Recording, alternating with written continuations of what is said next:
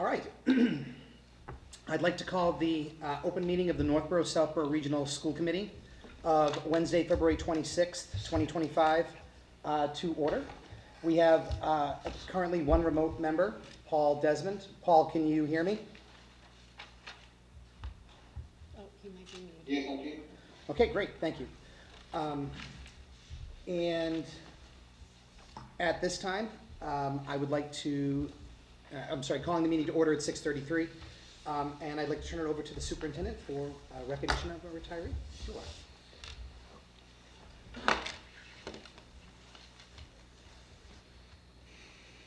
So this evening, we have the opportunity to recognize Diane Cofer, who has been the food services manager at Algonquin for many years. She graduated from high school in 1999. She started working at Algonquin in 2009 in the cafeteria, and then she was promoted to food services manager in 2007. And I was trying to think about how many meals you served our students. A lot. Probably over 100,000, I would say. And we did have a chance to chat, and she did say what she misses most so far is the audits and the paperwork. But she always took great pride in serving our students, getting to know our students, and she leaves big shoes to fill. And we just want to wish you well. Thank you for your years of service. And as a small token of our appreciation, we have a gift for you. Thank you very much.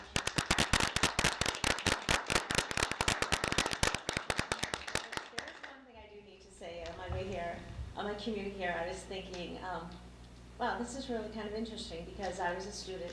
I grew up in Northborough, so I went to Peasley, Milliken, and Algonquin. And then after I got married, I came back. My children went to Peasley, Milliken. One went to Algonquin, went to Assabet, and then I became an employee of Algonquin. So I've kind of lived through all three facets of the district, being a student, a parent, and an employee. So And now we're retiring. now retired. So it's been a good ride. But thank you. Thank you. And congratulations. Thank you.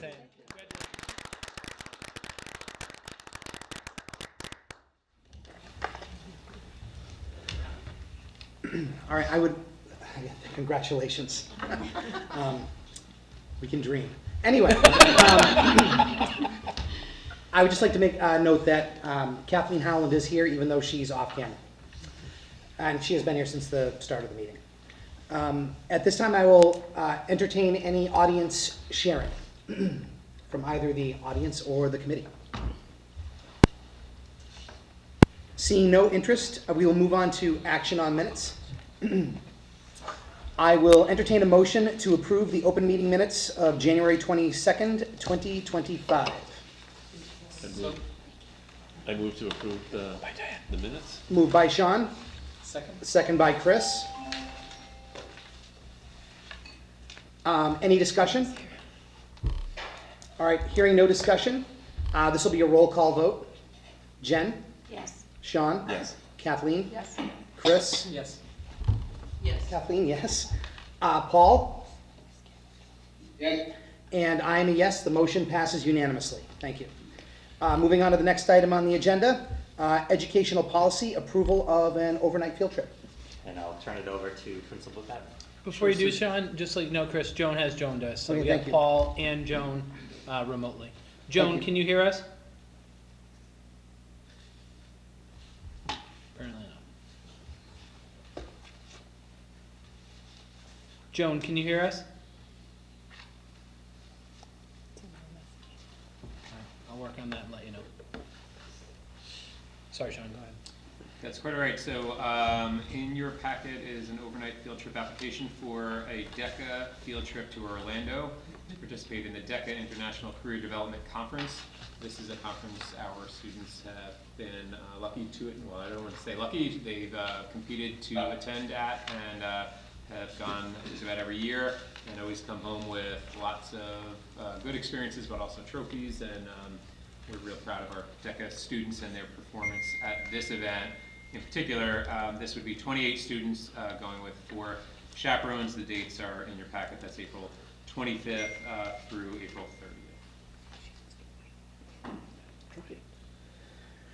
All right.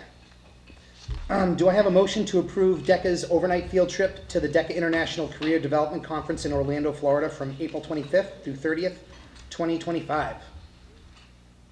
So moved. Moved by Kathleen, Second. second by Kathleen. Any discussion? All right. Hearing no discussion, this will be a roll call vote. Jen? Yes. Sean? Yes. Kathleen? Yes. Chris? Yes. Kathleen? Yes. Paul? Yes. And Joan? Yes. All right, and I am a yes as well. The motion passes unanimously. Thank you very much. Share that along to the teachers. All right, next item is new business, FY24 audit report. So I will turn it over to Becky, who will provide a summary of the audit.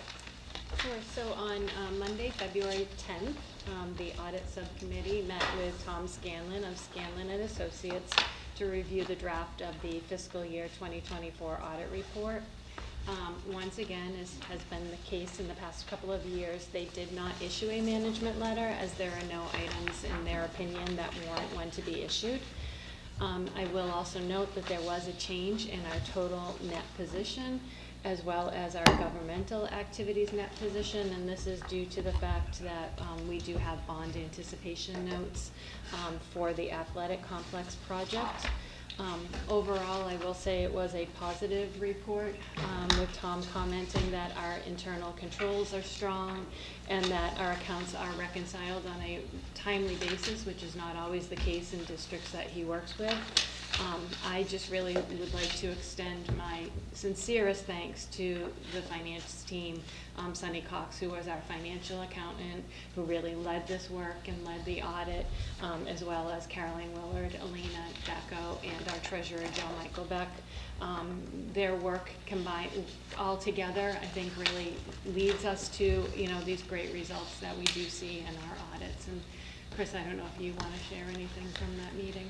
Now, I did have a quick discussion with Matt Spencer, and he and I shared the sentiment that the report is incredibly positive. It's really unusual to have an auditor basically smiling throughout the entire presentation.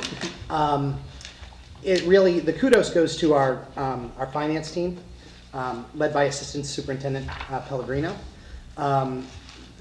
It comes up every year that I've been on the audit committee that Algonquin is a model for not only school districts but municipalities in Massachusetts for how funds are handled and accounted for. So on behalf of the school committee, I really want to thank you and your team for the work that you do. So that's really all we have for you. So thank you. Does anybody else have any questions or comments? Thank you. All right, great. Thank you so much. And can we have a vote to approve the Sure. audit? I will entertain a motion to approve the FY24 audit report as presented in your packet. I move to approve the packet. Great. Motion by Sean, Second? second by Chris. Any additional discussion? All right, this will be a roll call vote. Jen? Yes. Sean? Yes. Kathleen? Yes. Chris? Yes. Kathleen? Paul? Yes. And Joan? Yes. All right, and I'm a yes as well. The motion passes unanimously. Thank you. All right, next item on the agenda is legislative update. So in January, I did present the legislative priorities to the school committee. I did have a chance to meet with the Northborough and Southborough pre-K through 8 committees as well. And I will be sending the chairs a few letters to sign and DocuSign, which we will then send off to our legislative delegation. I've also been in touch with our legislative delegation and working on an opportunity for the school committees to meet and advocate for the priorities that are outlined in the document in the packet. All right, at this time, we'll move on to the multilingual learner presentation. Yes, so this evening we have Selby, who is going to provide her first multilingual presentation. The good news is this is her third time presenting this information because she's already presented it in Northborough and Southborough. So, we've been very fortunate to have Selby lead this work. Rhoda Webb, as you know, retired this past spring. And Selby has had the job of taking on that role, and she's done an amazing job. And this evening, she'll present kind of overview of the program and highlights and successes. So thank you, Selby. Thank you. It's absolutely my pleasure. Good evening, everyone. I am excited to share information about our multilingual learners and the English language development program. This evening's presentation will cover the following agenda. We will start with an overview of our multilingual learners' profiles. We'll look at the scope of working with our multilingual learners, review our accountability frameworks and assessment tools. We'll go through the next steps left for the remainder of the year and highlight some successes and fun events coming up in the current school year.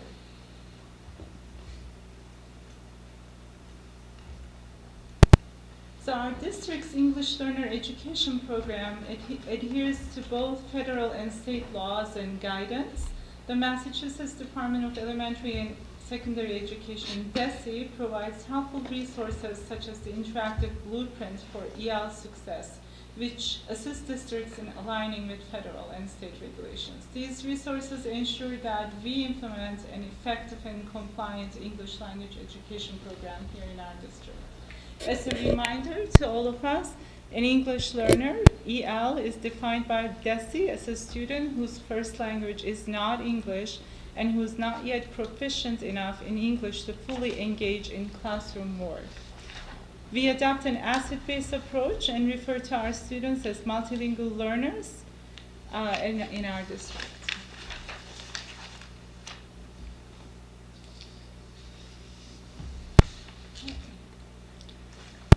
So who are our multilingual learners?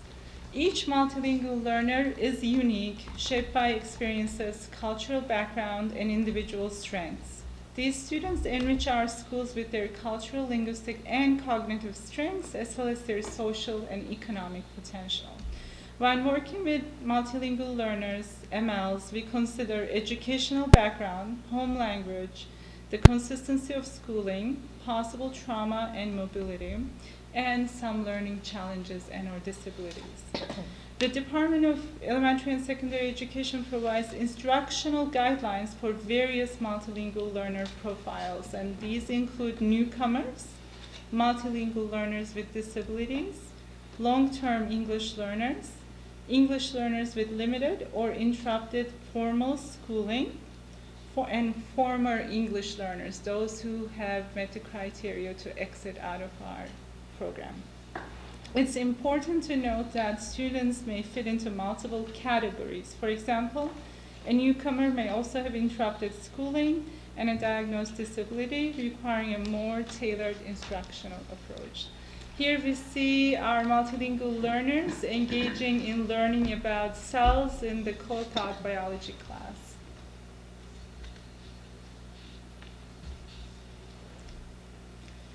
So to gain deeper understanding of our MLs, we'll look at some district trends.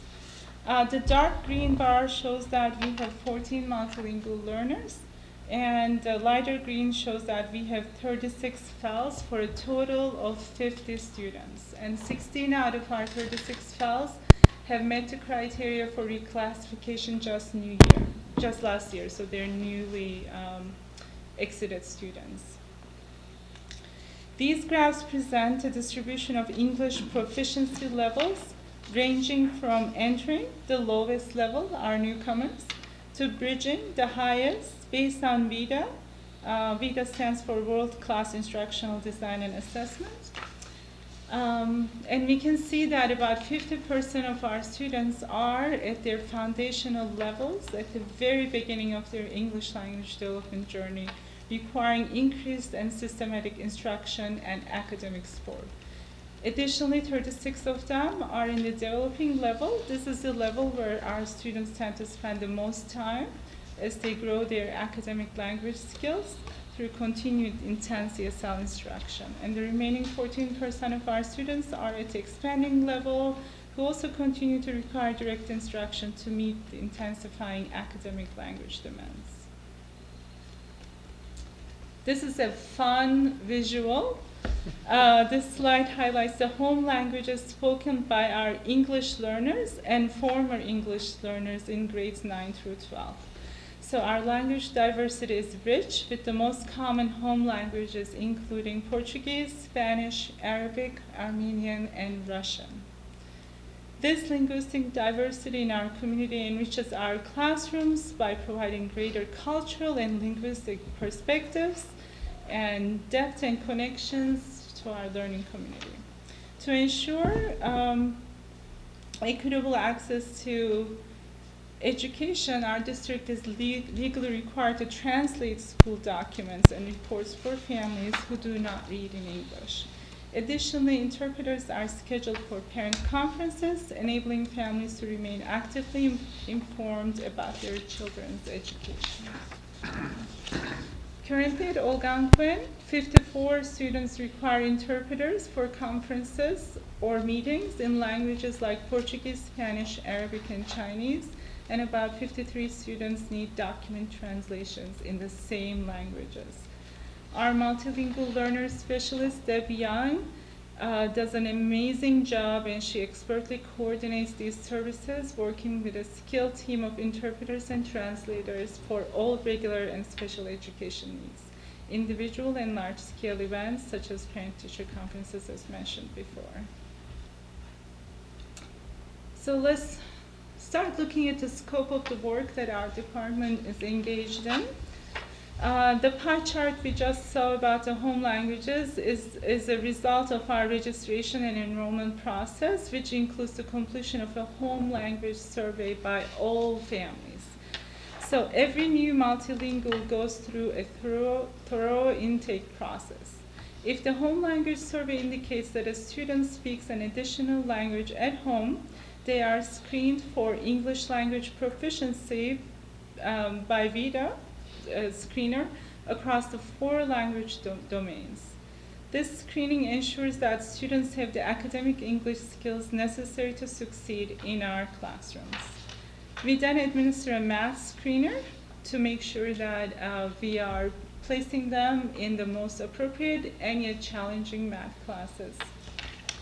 We follow up with family conversations where we engage in student-focused conversations with the families, as they have the most insight into their child's language use at home.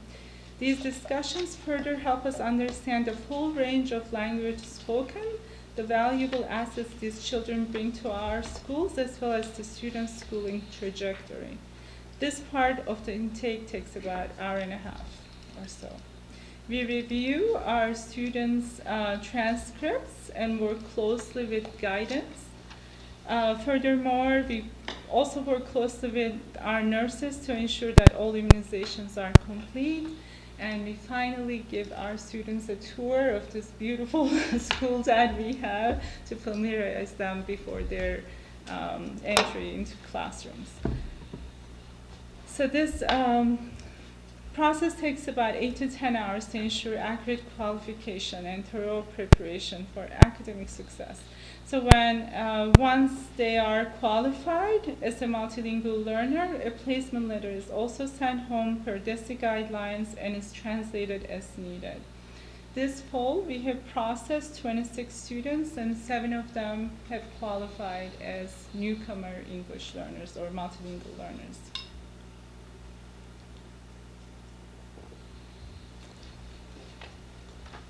So we'll explore our English language development or ELD curriculum in these next sections. Multilingual learners, as mentioned before, require specialized programming to ensure their academic success. In our district, we have implemented the SEI, or Structured English Immersion Program, across all 3 districts.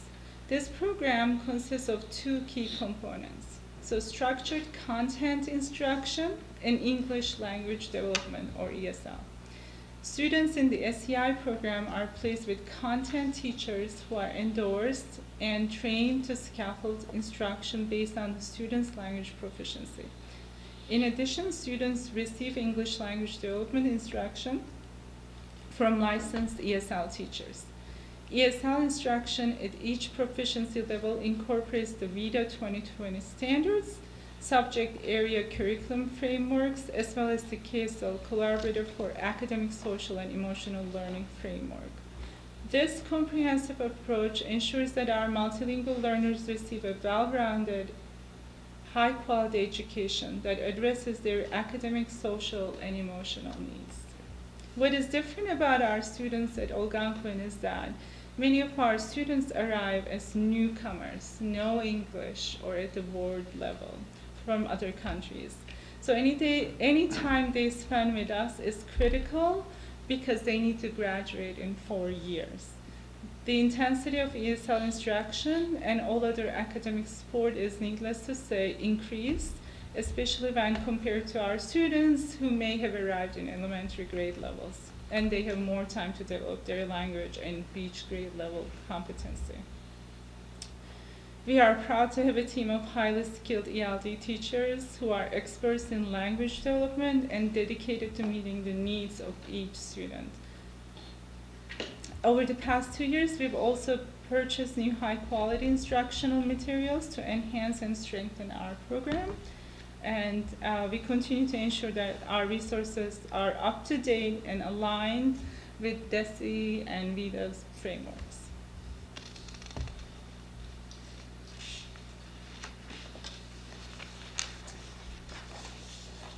So here we see all the English language development classes that are offered at our school: ELD 1, 2, ELD 1 to mixed levels, 3, 4, 5, EL US History, EL Academic Study, Co-Taught Science, that may change from year to year, but this year is Biology, and Co-Taught Math, that also changes from year to year based on need. This year is Algebra and Fundamentals. And in this graphic, we are looking at an EL US History unit on American Revolution for English proficiency levels 1 and 2, so our newcomers, usually year 1 or 2 students. And they are working on, they're developing academic and content area vocabulary, identifying the steps that led to the American Revolution, as well as using planning and organizing skills. So all 3 frameworks come together to deliver a systematic and wholesome instruction.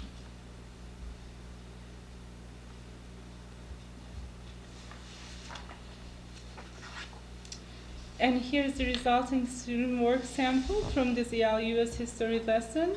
The students used Canva to create a mind map to express their understanding of the causes and effects of the key historical events in the American Revolution.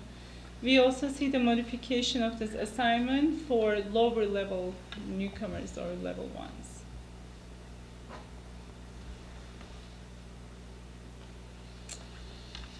Here are some of our accountability frameworks. We hold all of our students to high expectations, and as we mentioned about before, they are in the race to make sure that they gain the skills needed to graduate in time.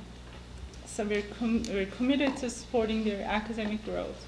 Multilingual learners receive both student success progress reports when needed and report cards providing a comprehensive view of their development. In Massachusetts, all English learners are required to take Access 2.0 testing, which are crucial for accountability and measuring student progress. They are still required to take MCAS as of this year, although it's no longer a graduation requirement. Our certified ELD teachers are trained and qualified to administer these assessments, ensuring the process is conducted with precision and accuracy. We just wrapped up our Access testing for this year, by the way. So the reports we received from Access testing are district overall data, school roster reports, and individual student reports. In 2024 Access district data, it showed that 82% of our students made progress and met their goals.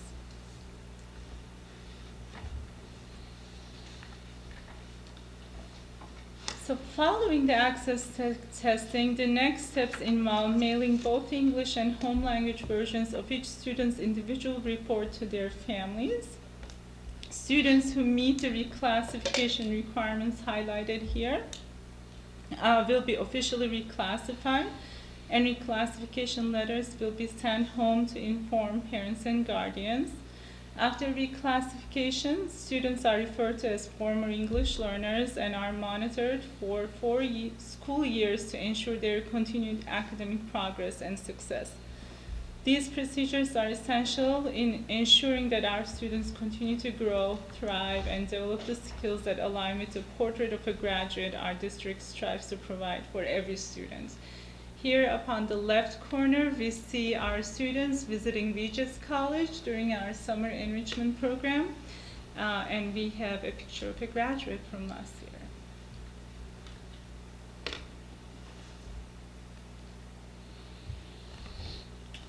Lastly, I would like to share some key highlights that showcase our ongoing commitment to supporting all of our learners and fostering an inclusive and collaborative environment. ALPAC, our Multilingual Learner Parent Advisory Council, continues to play a pivotal role in strengthening the partnership between families and the district, serving as active collaborators in support of our students' growth, success, and overall well-being.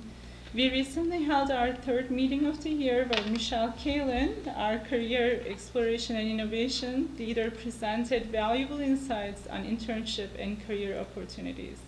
We also briefly discussed the Seal of Biliteracy, which celebrates our students' multilingual abilities. Our teachers are continuously participating in ongoing professional development, focusing on effective instructional strategies for multilingual learners, ensuring we meet the diverse needs of our students. We are just in the beginning of our planning for the summer program with an emphasis on academic enrichment and language development and fostering student engagement. We're deeply committed to ensuring that language access for all families stays in place through our interpretation and translation services. We use Elevation as our digital data tool that our teachers track, where our teachers track student progress, create individualized success plans, and provide targeted support tailored to the needs of our multilingual learners.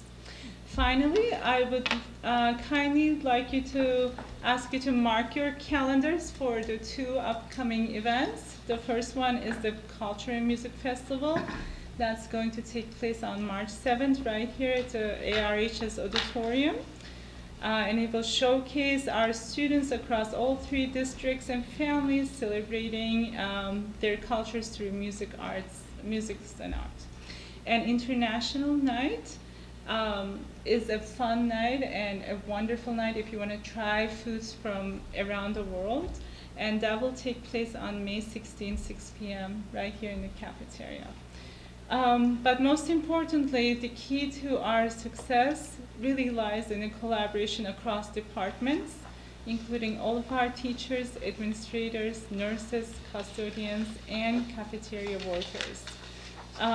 Working together ensures that a supportive and inclusive learning environment where all students receive an outstanding education. We will continue to work with dedication to provide comprehensive, high-quality education for all learners, preparing them for the opportunities upon graduating from our schools. Here we see on the upper left pictures from last year's International Night. We have Community Conversations PD on the upper right corner, and down below is the final ALPAC meeting from last year. And that's all from me for tonight. Thank you for this opportunity to give you an update. Thank you very much. Does anybody have any questions for Selby? Kathleen?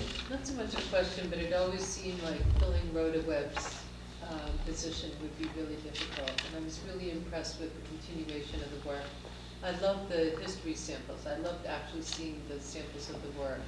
And I congratulate you because that is a wonderfully evolved program to carry, and it sounds as if it's just moving ahead as it should. Thank you so much. I appreciate that greatly. Thank you. I would just make a comment that I think it's, I guess I have a question too, and Stephanie might be able to help with this. Do you find that, I'm sure a lot of teachers know that as part of the recertification process, you have to have 15 professional development points in SCI.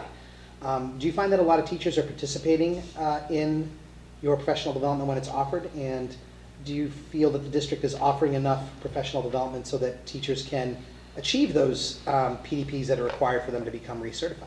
That's a great question. Do you want to start or do you want me to? You can take this one. Sure.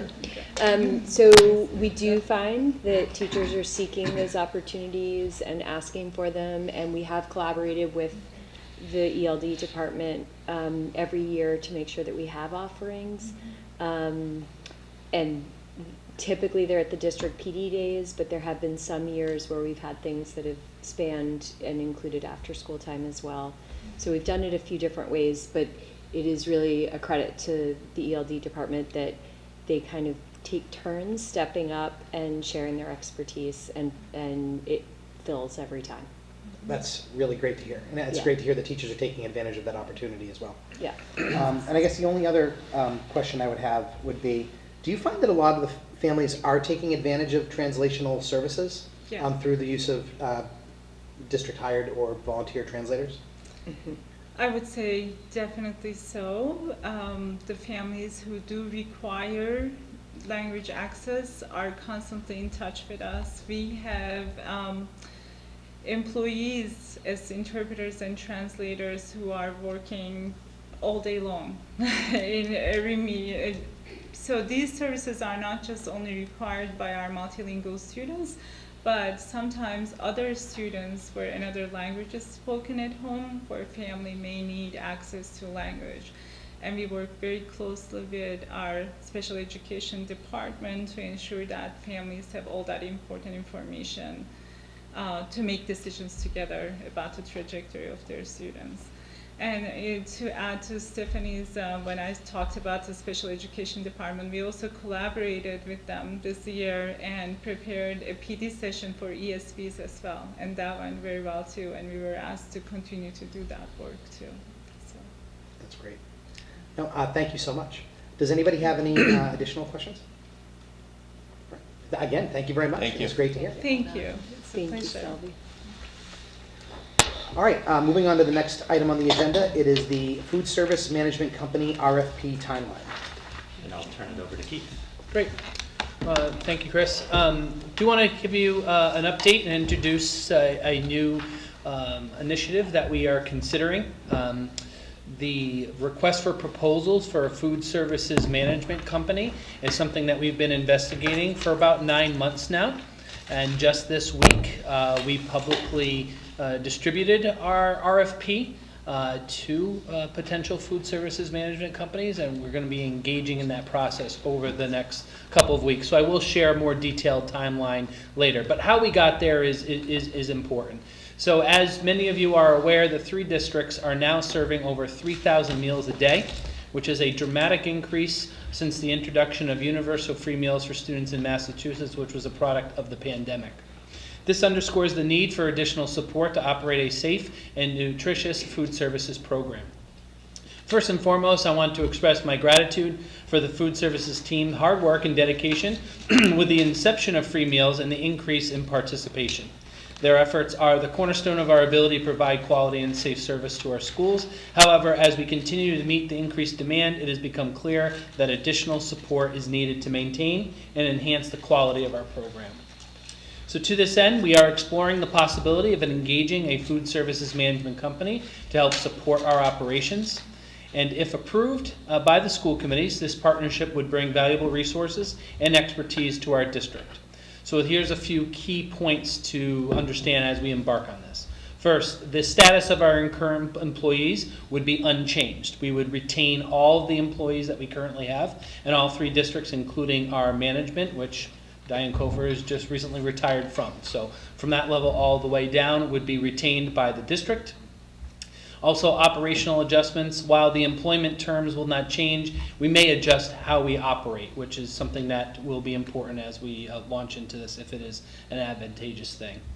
And then lastly, and probably most important, is that a food services management company would provide us with a food services director to oversee the operations, support menu planning, manage food production, and enhance marketing efforts, which is definitely something that we need to do, and to lead nutritional initiatives throughout all 10 of our schools.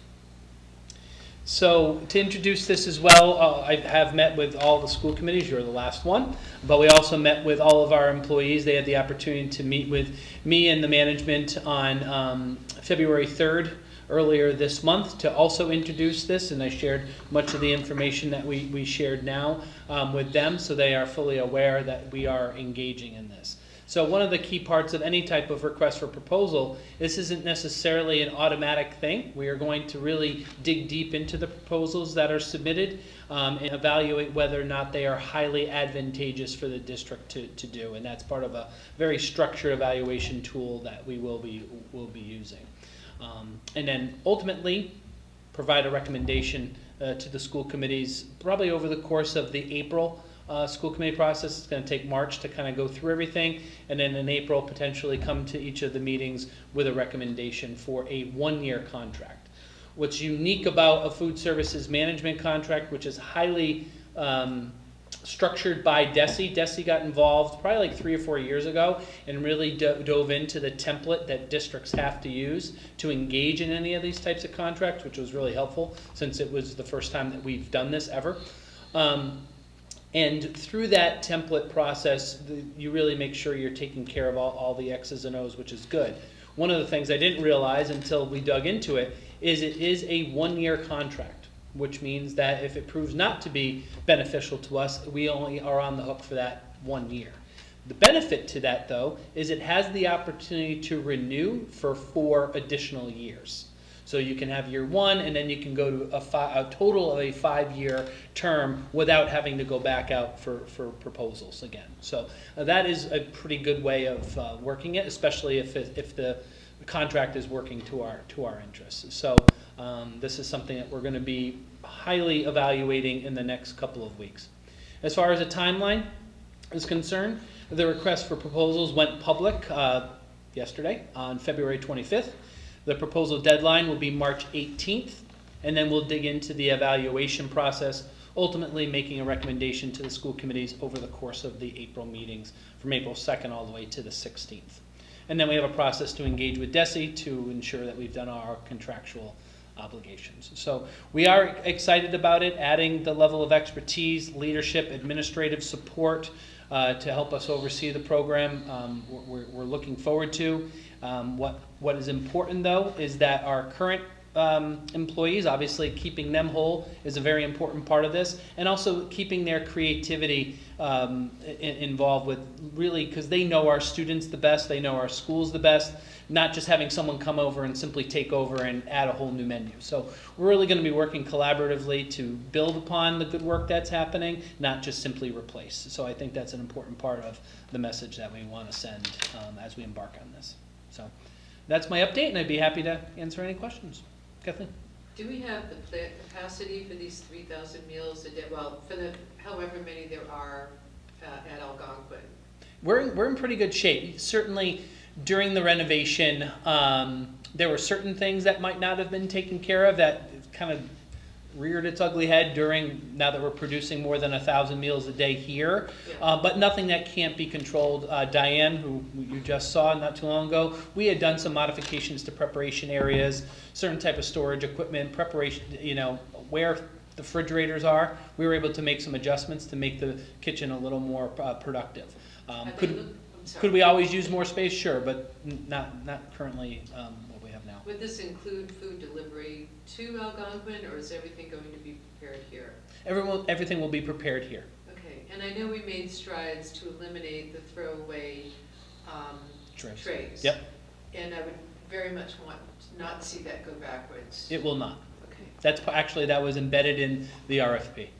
And so what resources do we not have that the RFP would fill? Certainly the director is probably the highest level of what we'd be gaining, and the expertise of operating a food services program that will support all 10 schools. That's probably the biggest thing that will be added. The other thing that's going to be added is a lot of these food services management companies support districts throughout the region. So when you're going out and purchasing different types of items, there's a cost benefit to that because they're doing things more in bulk than we are. And then lastly, they have deeper levels of expertise for different things, whether it's procurement, nutrition. We included in the RFP that a dietitian would be available to us about 20 hours a week to support the menu development and nutritional elements of it. So we're really thinking that that expertise and the directorship is probably the two highlights it's going to really bring to our. So will the dietitian be a part of the wellness group that Mary Ellen Duggan is running that I attended, where nutrition was a big part of that? Potentially, yes. I think if there is room after the menu development and things, maybe not in the first stanza of this, but as it gets going, I could definitely see that person working with that group. Because those seem to be, the food were priorities within the wellness. Yeah, and Mary Ellen is going to participate as part of the evaluation team for the RFPs. Thank you. You're welcome. Let's two things. One question and one comment. The comment is, we've just gone through this where I work, and the quality, we'll put it this way, most lunches only, out of like 96 kids, only like 4 bring lunch anymore because of the quality has increased dramatically. And the menus, and they take over, it's a professional foods, like restaurant service providing consult for the district. So it has, I've just personally seen a tremendous impact, breakfast, lunches. So and all the employees are still employed and I heard, and yeah. doing well. Mm-hmm. Yeah. So and they're very pleased in the system. So it does provide a great benefit. The question, just for clarification, is lunches are kind of like revenue neutral when we're talking budget and stuff. This is not going to, just to clarify for anybody who would be watching, this is not, it's not going to take away from anything in the line items of the typical budget. It will not. So one of the things that's very unique about this RFP process is that after a company evaluates all of our operation, they provide us with a guaranteed return. So as of now, and Becky can attest to it, our food services program is pretty healthy since the participation has really risen, and it is self-sufficient. So it's money in, money out, and only goes for that program.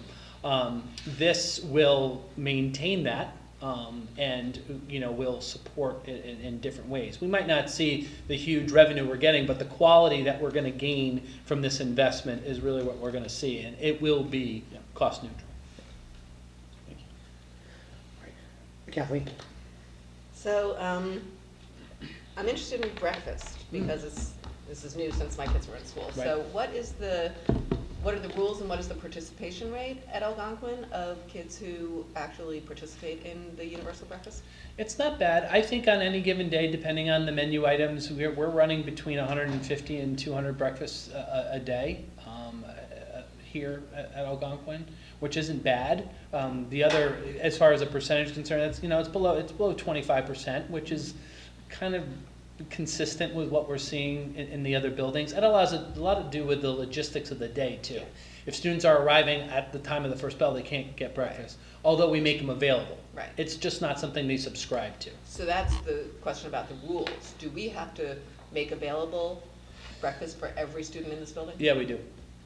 Mm-hmm. How do we do that without? Grab and go. Okay. Yep. Yep. But like I said, not many students take advantage of it. Although we do partner with guidance, and if there are particular needs, we are a little, not just it's available, it's a little more aggressive. We do that more at the elementaries than here, but that is available as well. Okay.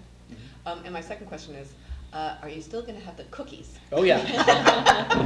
I can't say that was definitively in the RFP. However, there was reference to the ability to maintain menu items that are a part of our tradition. Excellent. Yeah. Okay.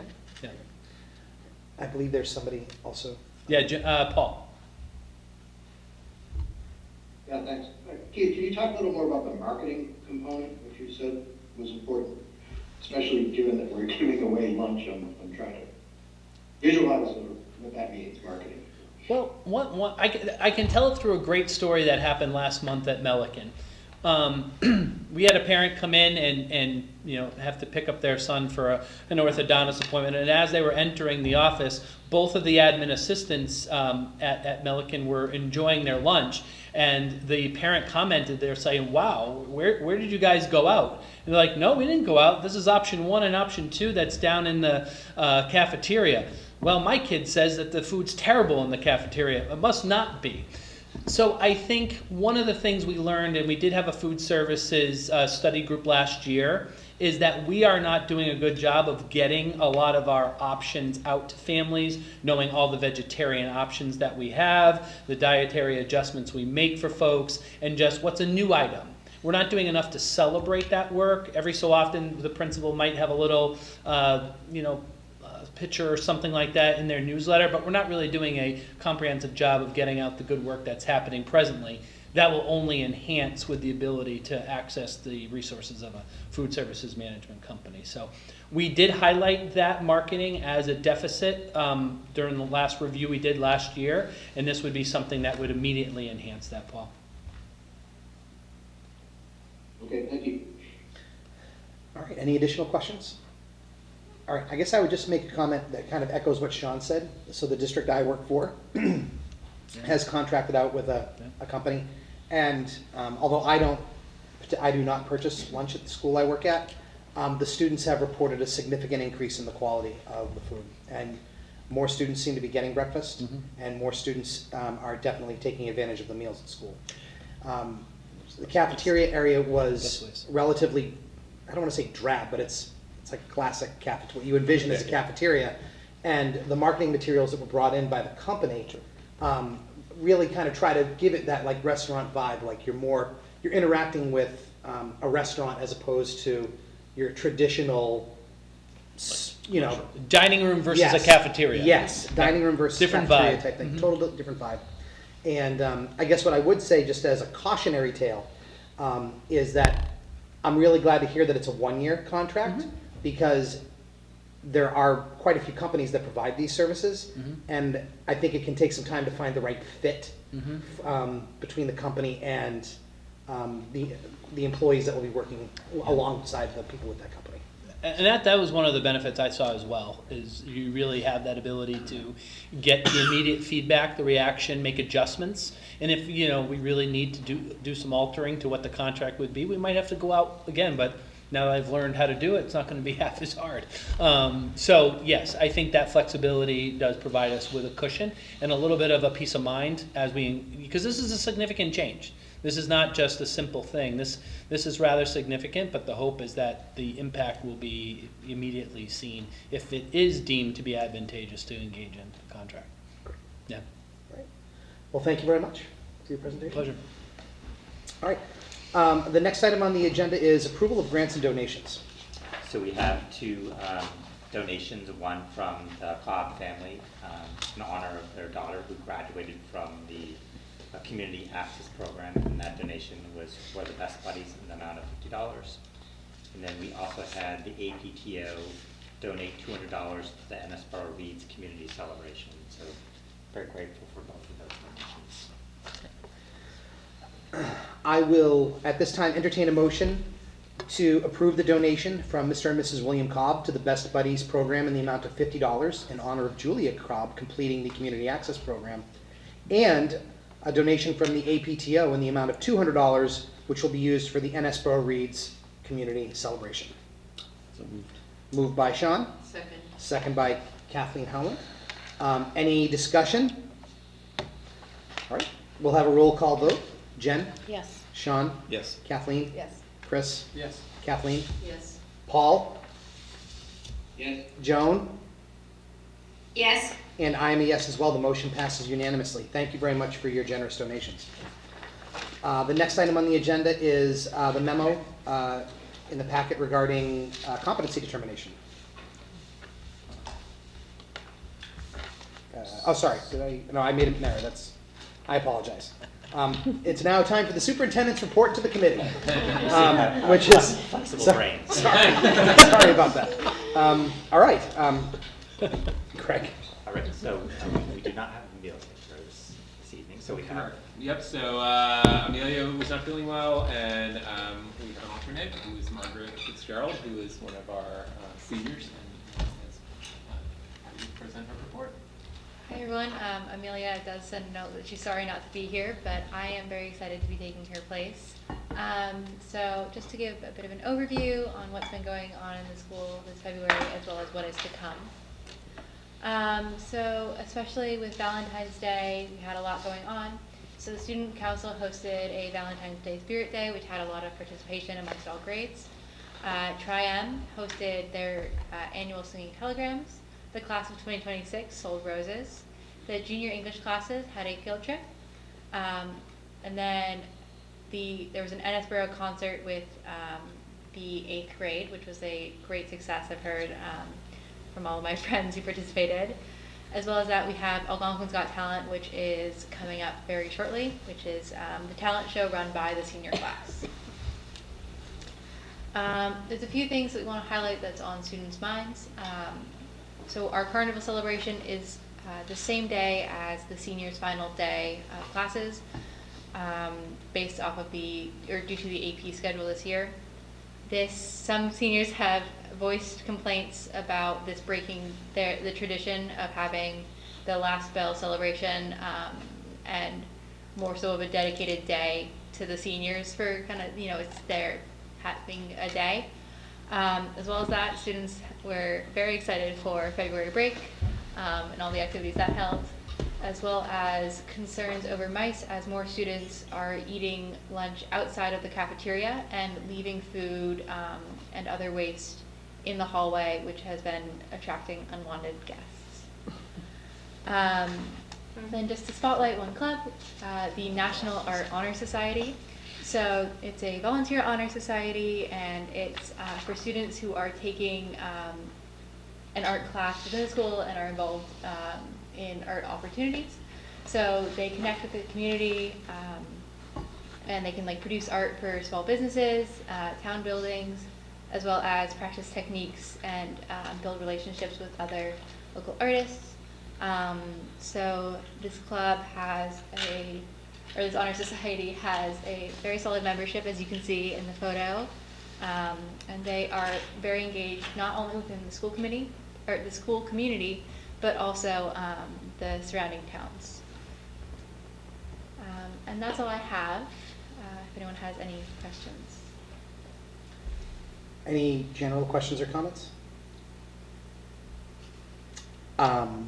I guess I would have a comment, just in general about mice.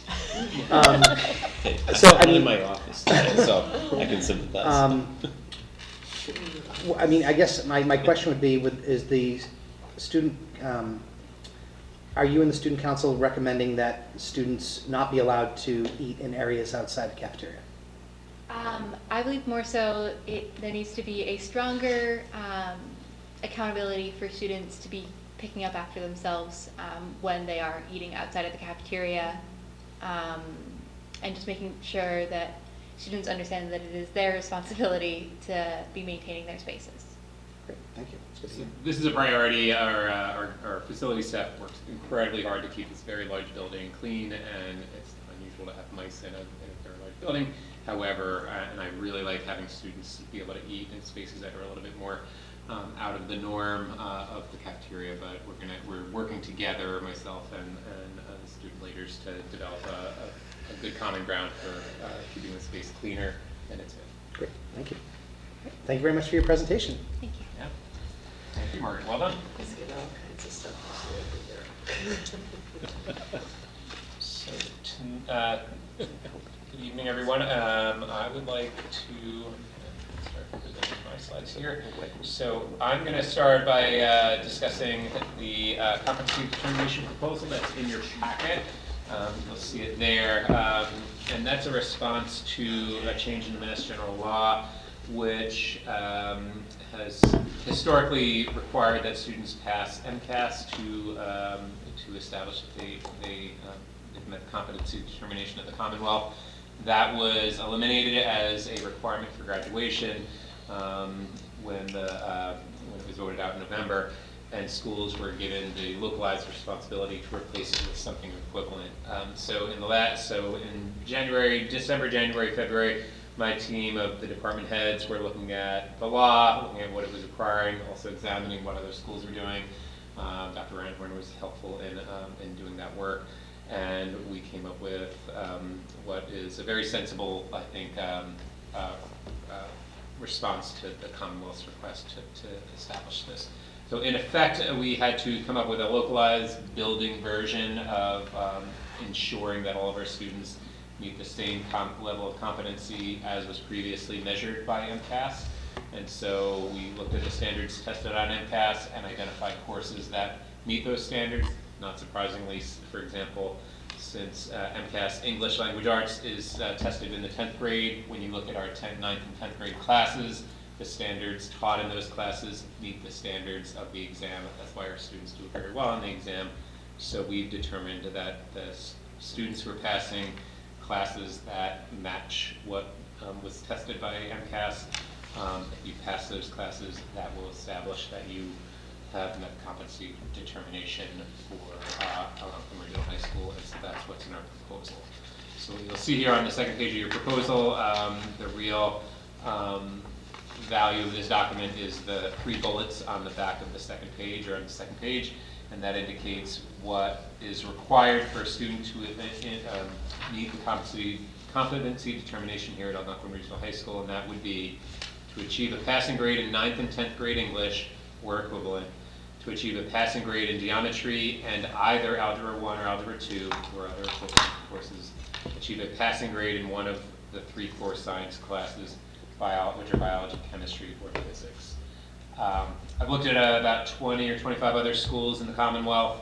I'd say this is probably 75% of them are doing something nearly identical to this. Doesn't mean that's why we should do it, but I think it signals that how we were coming at this is pretty is sensibly determined by how other people are doing it. And then I will also add, this is a document that it really outlines how we're coming at this.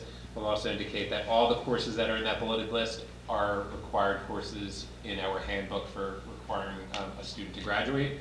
So in effect, if you were to have met the handbook requirements for graduation, you would have met these requirements anyway. So we're articulating something that is a requirement to meet the competency determination outlined by the state, but it is duplicative of our requirement that's outlined in the handbook. The equivalent, I would say, is it's a little bit like you would have to, in order to score a run in baseball, you have to touch all 4 bases and get back to home plate, but you also would have to have touched first base, which you've already done 1 time. So it's kind of like if you passed those 2 courses in English, those 2 courses in math, and 1 of those science courses, you have done some of the work to achieve graduation requirements, but you still have other work to do, and the people who do that have already accomplished those 3 things. So I'm putting this forward for a proposal for the committee to vote. Sean? Just to clarify, what's a passing grade? It is, it's a 60, I would double check, because it shifted a bit a few years ago. I think it's a 60%. I can double check. Sorry. And that's the handbook. Yes. That we've the grading scale. I will also note that this will apply to the current class of 2025, and none of the students in the class of 2025 who are diploma eligible had not yet passed MCAS. So this literally does not impact any singular individual student, and we fully anticipate that the state will create guidance that might, I don't want to eliminate the value of this work, but it's possible that the state might tell us that with greater guidance what they anticipate. This is a bit of a bridge to that work. Yeah. And in our school, because our school performs quite well on MCAS, there are no students who are waiting to hear what this work will require. So, based on your presentation, you're looking for us to approve the language that is effectively at the end of your memorandum, correct? That is correct. And that would As it's listed right now, it says for the class of 2025 and subsequent classes, Yes. with the caveat that the state may, that DESI might effectively step in and say, you're gonna do this instead. Correct, yeah, that's what I would not be surprised if that's what happens, so this would ensure that we're in compliance until that point. They're currently in committee, I think, or Right. gathering. Yeah, there's, yeah. Jen? I have a question, because I'm a little confused. Does this mean to achieve competency, everyone will achieve competency by 10th grade, by the end of 10th grade? That, well, it indicates that we've determined that they've achieved the same level of competency that was formerly measured by MCAS. Now, MCAS will still be given, it just will not be the level of high stakes it's been. So it'll be similar to, let's say, 8th grade, where students all take it, we use the data to determine what we need to work on, but we would not determine whether or not a student could get it. I think what you're asking is they could take this in, like, Algebra 1 in 11th grade or something. Or earlier, right? Or So like, earlier, but yeah. They could have accomplished all 3 bullets by the end of 10th grade. Right, that's what I was. But they could have passed MCAS in that time too, Yeah. right? So it's Yeah. a similar, like they still have to do all the rest of the graduation requirements in addition to meeting the competency determination. So you could pass these 3 bulleted items, but you would still be presumably deficient in a whole bunch of other areas that are required by our For graduation graduation. requirements. Okay, Yes. thank you. Like having 4 years of English is one of our requirements, and that would be very difficult for a student to do by the end of 10th grade. Thank you. Okay. Any other questions? Any additional questions? All right. I will entertain a motion to approve the district-based competency determination requirements that are laid forth in Principal Bevan's memorandum that appears in the packet. Moved by Kathleen, Second. second by Sean. Any additional discussion? All right, we'll have a roll call vote. Jen? Yes. Sean? Yes. Kathleen? Yes. Chris? Yes. Kathleen? Yes. Paul? Yes. And Joan? Yes. Yes, and I myself am a yes as well. The motion passes unanimously. Thank you very much for taking Yeah. the time to put this together. Thank you for helping us with that. So next up, I'd like to share with you a bit of an update on work that I reported out on quite a bit last year, and this is looping back to give you an update that work continues, and it's a bit data rich, but I will keep it concise.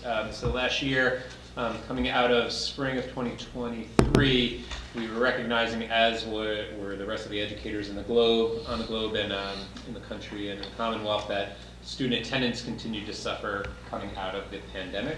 I convened a working group called the Attendance Improvement Working Group, and all the members are on that list there, and those are administrators.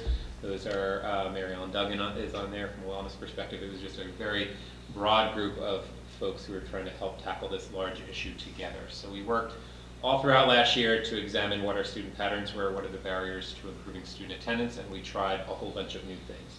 So I'm here to report on what that work looked like. The reason why I'm doing it now is that last year on day 100, the 100th day of the school year, we did a real deep dive of the data at that time. When the 100th day of the school year came around this year, we did another deep dive on that data, and it gave us a real apples-to-apples comparison of how were our patterns of attendance last year versus our patterns of attendance this year at this exact same point. So the daily attendance, and this is for the full school year, that's what is on the top half of the slide. Our daily attendance, you can see it there coming out of the pandemic, like many schools, was very poor. So daily attendance, those are the rates of chronic absenteeism. So any student who is missing 10% or more of the school days of the school year would be deemed chronically absent. So in 2020 to 2021, about a quarter of our students were missing 10% or more of their full school days. You saw that number started to drop a little bit, and it leveled out at a still quite high number, 22. And then in 2023-24, we finished the year at 19.7%. In the gold bar under the bottom, you see what our daily attendance is at the 100-day mark last year, which was 16.3%, and then it rose to 19.7%, which you see above. And currently, at the same point in the year, we're at 15.5%, so we've made some improvements. What this group was really eager to do was to not only improve our daily attendance, but to really get to the bottom of a real gap in our students' daily attendance and their class-by-class attendance. So we had improving daily attendance, but our students were not making it in. Even if they were in for one class, that counts as present for daily attendance, but it doesn't mean they made it to all of their classes. And not surprisingly, since we did not have good systems, some students exploited that weakness by not making it to all of their classes. So if you see that second bulleted list, 25% of our students were chronically absent from one or more classes, and that's a very high number. This year it's at 18.5%, so that's a big shrinkage rate, and you're starting to see the numbers of our daily attendance and our class chronic absenteeism get closer and closer, and that means there's less selectivity happening between students choosing to not attend one class and attend some of their others. I'll show you a little bit more data here. So on day 100 with 600 class days total, 600 class periods total, so in a 6 class period day, on the 100th day, that's how many class periods you have. A student who's missed 100 classes, which is many, many classes, but is not like truly awful attendance, it's still quite bad. Last year in February 2024, we had 47 students in that high level and or greater, and this year we have 22. So we cut that rate in roughly a half. For where a lot of those savings is happening, a lot of the work is happening, and Margaret, you should just take great credit for this, our seniors are showing up. So our seniors are here. They have showed up in much greater numbers than any senior class we've had since we started to look at this work. So last year, 26 of our seniors had 100 or more class absences by this time in the year. Only 3 this year have that same rate. And then on the bottom there, you see students who are chronically absent from one class or more. So let's say they've missed 10 class periods of biology or 11 class periods of French. We have last year 305 students who fit that category, and this year we had 222. So you're really starting to see us make real headway on improving students' daily attendance, which I think, frankly, is simply a regression to pre-pandemic norms, but really shrinking the gap between students' daily attendance and their class-by-class attendance, which is really where the selectivity was happening in previous years. And to explain this graph on the right-hand side, the blue bars are last year's data and the numbers of kids in each cluster group. A student who missed 250 or more classes by the 100th day, there were 5 of those last year, there's 3 this year.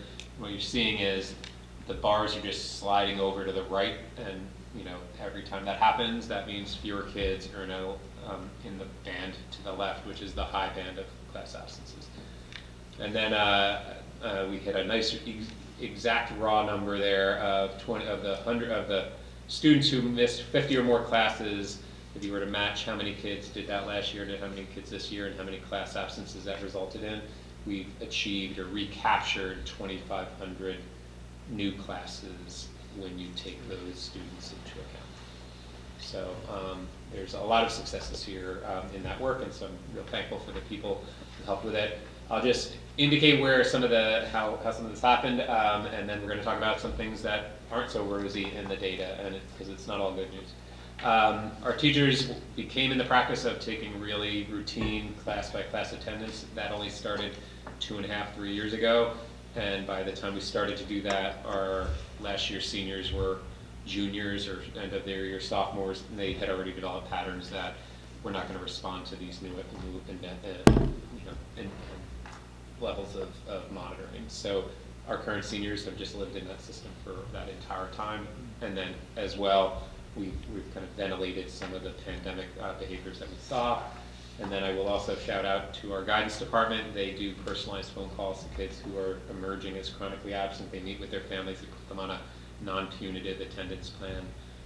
Our administrators work really closely with kids and families to try to entice them to come to school and to use some semi-punitive measures and really use enticements like attendance at the prom is a real enticement for students, and to ensure that if they're going to attend the prom or want to attend the prom, they really need to show up to school first. So that's something, it's just been a collective effort of that whole group, and we're really excited about the results. A few things we're going to we're a little bit alarmed about and we're going to monitor closely is our freshmen, our current freshmen are, versus if you match them to last year's freshmen, are showing some trends we're going to have to watch for really closely. So the number of freshmen who are chronically absent from all 7 of their classes, you see it there, we have 19 this year. Last year, we only had 10 who fit that really upper echelon category of chronically absent students. Students who are absent from 50 or more, just total classes, we see it there. Last year, we only had 30 of those.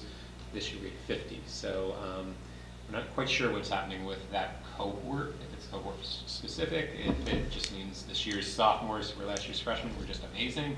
We're just looking closely at that. Another group where our subgroup we're really looking closely at is our females, and you've heard me say this before, our female students they have a harder time coming into school versus their male counterparts. So last year, of our 40 most absent students, 27 were females last year. Of our 40 most absent students this year, 29 are females. And that's not a surprise to me. That, if I were to have guessed it without even looking at it before, that would be about the rate I would guess. So these are the two subgroups we really want to hone in on, and of course you can be a member of both, of course. So freshmen females will be a group we're going to be looking closely at. All freshmen, all females, those are places where we still have work to do. That's the time.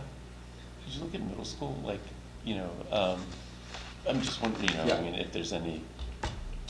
We have not gotten there yet on that. So I think what will be helpful to do is to see of those 50 there, which middle school did they come from? Are there different trend lines? Are there patterns that maybe they're more disproportionately coming from Trotty or Millikan, and maybe that's something predictive? Maybe that's something downstream, upstream. Yeah. When you do to figure out how to. I would venture to say some is yes. Yes, I anticipate that's true. My wife, as a former assistant chief juvenile probation officer, used to point at me as an elementary principal and say, it's your fault. Patterns are established lower. Have you looked, or is there any data on why the reasons given for kids who are absent a lot, like, you know, are these kids potentially with medical issues, with like mental health issues? I don't know if you have that level of like behavioral issues or what. I'd say we have that level of granular understanding kid to kid in the first 75 or 80 or 100 kids. We have a notes field where guidance goes in and populates that. We've not summarized that in a way that's really meaningful. What I would say is that the students who struggle the most are mostly struggling with anxiety or depression or other barriers to getting them into school. I'd also say success looks different for every kid. So we have one student who has been very, very tardy, and I was looking at that and getting kind of frustrated, and then I looked at that student's attendance last year, and they were very not attending at all. So tardiness for that student is their first step towards some progress, and so each student's success picture looks a little bit different. So the depression, anxiety would explain potentially that such a high number of female. Yeah, I don't want to say 100 of our Potentially. kids, of those 100 are depressed or anxious. There was a notion maybe that there was a lot of international travel, because sometimes there would be a kid who would come up and say, I'm visiting an ill family member in India or in Brazil, and that's a 2-week trip. And those draw a bit of attention, but that did not account for any real meaningful numbers. What it is more students whose habits and behaviors slip over time, and some of that can be attributed to mental health, and that's something we are honed in on really closely. Thank you. I would think there must be tremendous parental frustration in this. Are they partnering with the school in support of this, or are they comfortable with the children's decision? And what is your take on that piece?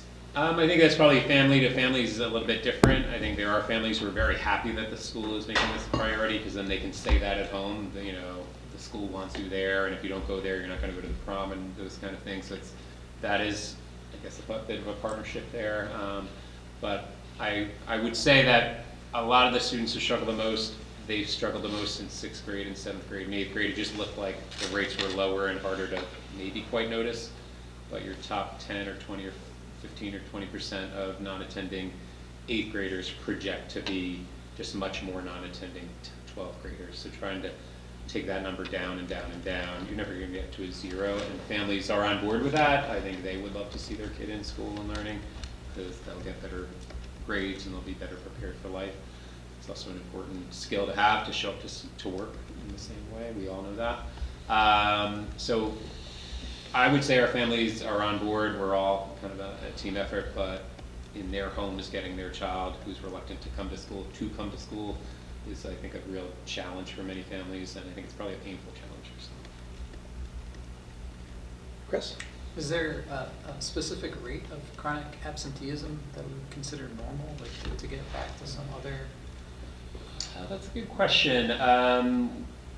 Yeah, I don't know that I don't think there is like an exact, like, you know, what's a healthy amount of absences. I think that, I know I keep saying it's different for every kid. Schools get, they get points for their accountability on chronic absence, so I think it's under, is it under 10%? 10%, yeah. 10%. I think it's under So I think the 10%. question is there like a healthy rate of absenteeism? Yeah. Like, I think that's probably different for every kid. The school newspaper did an article and asked me, are you okay when kids take mental health days? And my answer was basically like, some kids have, to take a mental health day after they've missed many other days is going to be detrimental, but there are some students who really put in lots of long days and good effort and are in good standing in their classes, and maybe a day where they had, you know, where they're home to recharge their literal and figurative batteries might be okay. It's kind of kid dependent. And so I wouldn't say there's a singular, very healthy rate. We've deprioritized perfect attendance. We don't really celebrate that. I don't know that that's really healthy to do. So I don't think 100% is just right, but I also know below 90% is where you really start to see the grades slow. So it's somewhere in between. Are there any, not to kind of go back to the punitive piece, but is there a point at which if a student misses a certain number of classes, they lose credit for that class? We do not have that as policy. Many schools do. Yeah. Mhm. Yeah. We typically try to rely on social privileges that they respond, frankly, almost more quickly to. They'd rather play the sport that they want or attend the social event that they want. Not that they don't matter, that grades don't matter, but that could be on the table in the future if we get to a point where we're not making further progress, but this progress is exciting. Thanks. Thank you. Yeah, thank you. And sorry. I would want to just acknowledge, like, there are so many positive pieces, and you really embrace the data. It's and the data that dashboards that you guys have, I think, have helped a lot. So thank you. Yeah, it's hard to, once you start measuring it, then you can make an impact. But when we weren't measuring class by class data, it was just it was hard to even get our head around it. But now we are fully aware of what our patterns are and where weaknesses lie. And I would just add that I think a lot of the great work is that poor attendance is a symptom, and that really looking at each of the students who we're concerned about and really understanding the student profile and making sure that the plan to make sure they have access to education is comprehensive, and there's a team behind each of these students. So I think that's the real work that's taking place. So, you know, applaud the work that's happening at the high school. Chris, to your point around, you know, daily attendance, so we do have numbers or targets for daily attendance. What the high school wasn't doing was collecting period attendance, so we're actually collecting a baseline right now, and I think over the next several years, as we have that period attendance data, we'll be able to see what's normal and not normal. What the state asks us to do is students should be achieving greater than 10%. You're not chronically absent by 10% daily attendance. My standard is really you shouldn't be chronically absent from any class by 10% or more, and that's a much higher standard, but it's one that most of our students meet. And so we're working hard on it.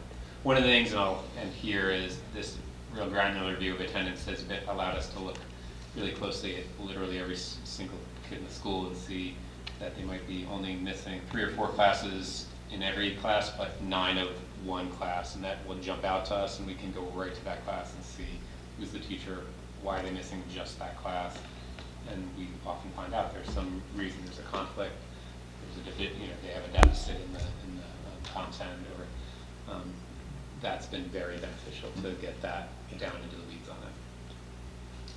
If I may, real quick, as a student, I feel it. While the data has been moving overall in the right direction, as students, we don't feel like we're being hounded by the administration to, at least on a wholesale level, there isn't.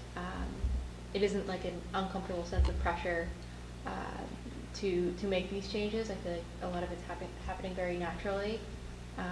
which is maintaining more focus on individual learning as opposed to meeting the standards, which is really lovely. And even just recognizing that if there are 27 young women that are out, the heavy lifting of being in touch with 27 people across a day and most days, it just sounds like a very heavy lift, and I have to, you know, hold my glass up to you, it's just tea, but cheers on that. That's very heavy lifting, very high touch. I don't know if we want to go down this route, but I'm going to ask it anyway. Have you looked at if there? So I think obviously it's more important, like patterns of kids who miss chronically across different classes. But has there been some looking into or interest in looking into particular classes that have the most or best kind of least amount of absenteeism or worst? And so I'm just wondering if there's certain things about certain subjects or classes that work really well for students versus maybe have some, again, it's a tricky question to ask. But. No, I hear you. I don't know that we've noticed like a content area that draws more absences than others. It's just not populated. Yeah. There have been times where a name shows up with a big spike in a spot, and the assistant principal might chime in and say, I've been working with that teacher and that student who had a conflict, and now we're trying to resolve it. I wouldn't say, I think it's almost more teacher specific than department specific. So when we see a teacher who has several of those spikes, that becomes a bit of a teacher issue that then we do address. And that's a separate thing that you would address? It would, yes, correct, yeah. And I would also add, finally, it's incumbent upon us as the adults in the building to make school fun, and what our research seems to indicate is students want to come to school when school's enjoyable and learning's enjoyable and engaging. And it's not enough to have kids be like forced to come into school and then sit in rows and have a really, bland school experience. So now that kids are here and doing their part, it's important that we are meeting them halfway as well. So that, I'm not saying our teachers are not doing that, they are, but enhancing and celebrating where it's being done really well in an exciting and engaging way, and doing more of that is going to be the work we're going to try to pivot into from this fact that the kids are here. And that wasn't always the case, frankly. Just a question, for the period attendance, how is that collected? Are kids like badging in, or is it reported by teachers? Teachers report, so it defaults to present, and then they go in and mark when a student's absent. And then if there's a conflict between a student who should be present in your class and you mark them absent, that flags that the student's cutting that class, and we look into that.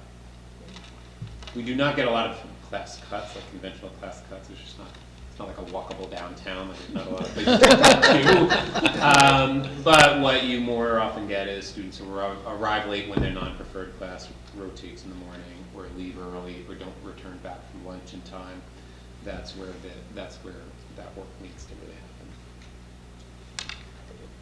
Okay, thank you very much. Yeah, thank you. And that concludes my report. So also in your packet is the enrollment report, and also a revised NESDEC enrollment projection. We did notice a small calculation error on one of the tables. So we did note that to NESDEC, and they did correct it. It did not substantially change that enrollment report, but it has been corrected since. And then I'll turn it over to Becky for the budget reports. So first to report to the committee is that included in your packet, I did outline the one new function code that is showing us overexpended in the January monthly general fund report. And that line item is our school choice and charter school line item. We did receive revised state assessments based on our October 1st enrollment numbers, and it is due to an increase.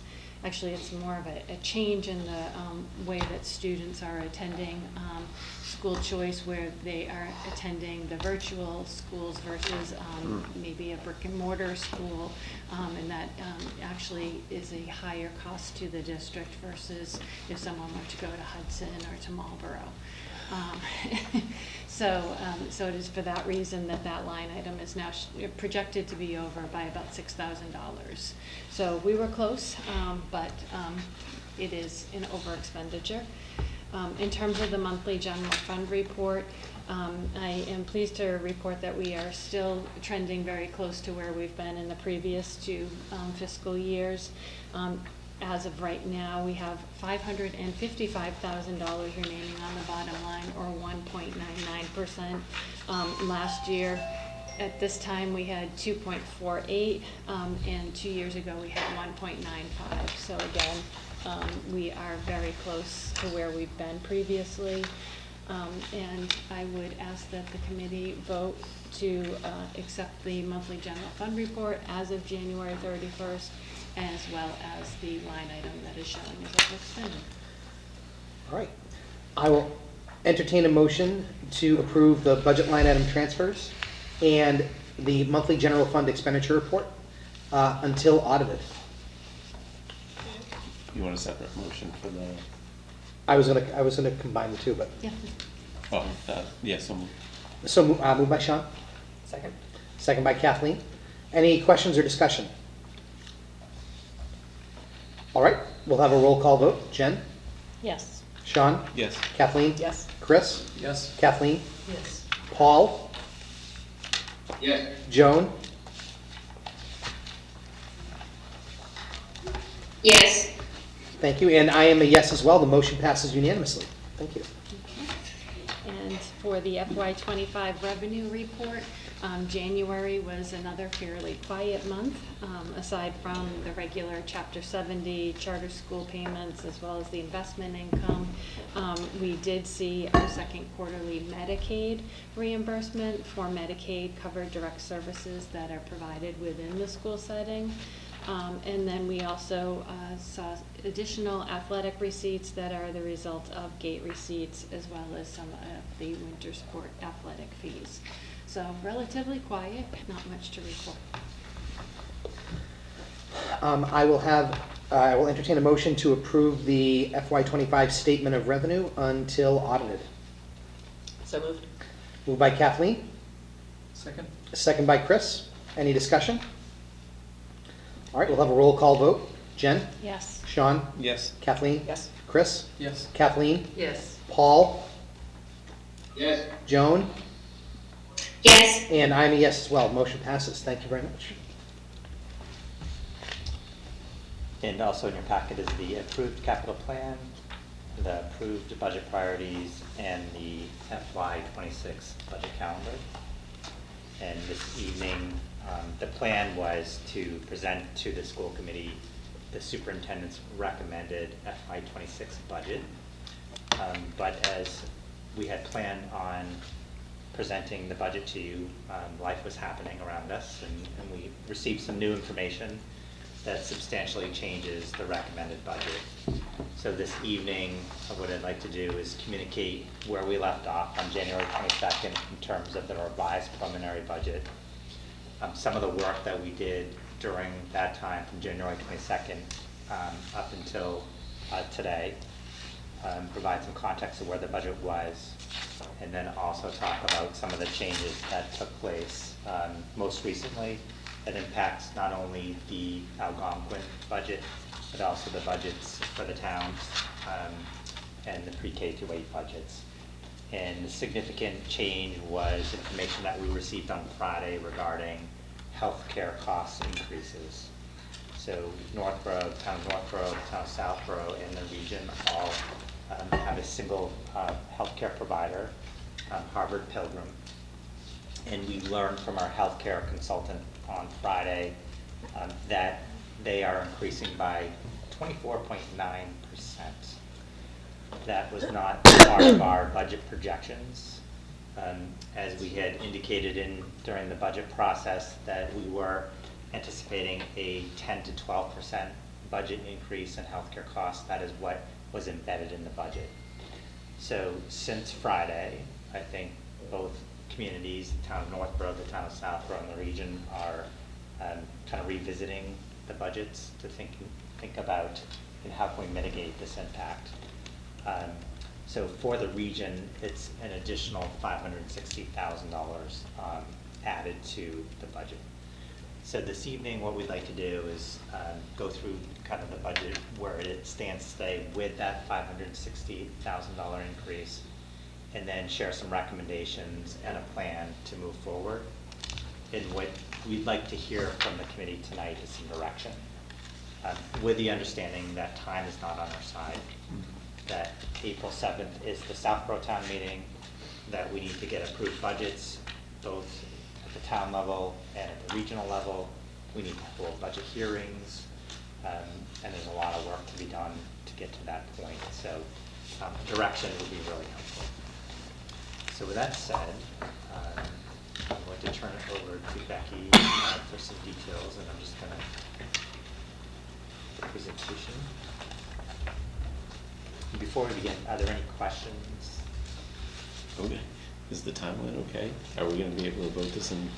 Yeah, so let's go through the presentation actually, and then we'll talk about what are milestones and timelines that we need to work with. A question? Sure. Did they say why?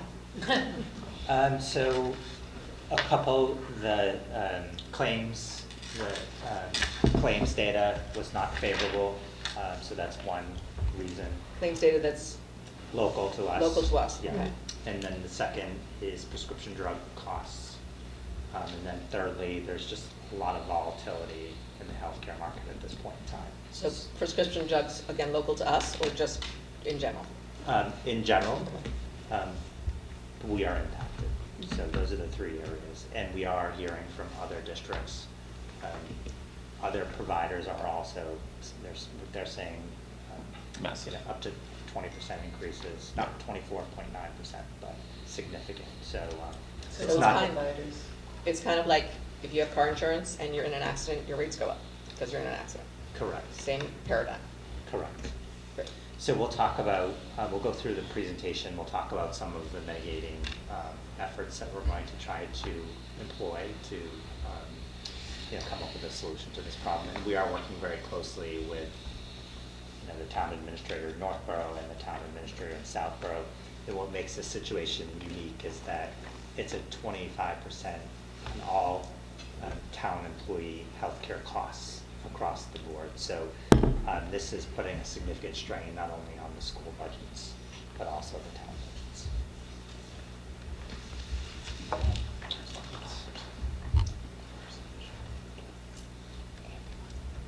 So we will begin where we left off on January 22nd with a revised preliminary budget. And as you can see, the January revised preliminary budget was a 5.42% increase, which was about a $1.5 million increase over fiscal year 2025. So we have now applied that $560,000, which is pretty much a 2% increase on that operational budget number, bringing us to a now revised, no, I guess it's our recommended budget number of $29,942,156, which is just over a $2 million increase over fiscal year 2025. In many of the conversations that took place from January 22nd and from the budget we were hoping to present was really around trying to meet some of the school committee priorities. So in what we had planned on presenting was a 5.42% budget increase, and we had also worked to include $70,000 in terms of communication, which was a budget priority, and also $30,000 in innovation. So this 7.43% budget that we'll present this evening includes a $560,000 increase to healthcare. It also includes those two areas, the $70,000 for communication and $30,000 for innovation.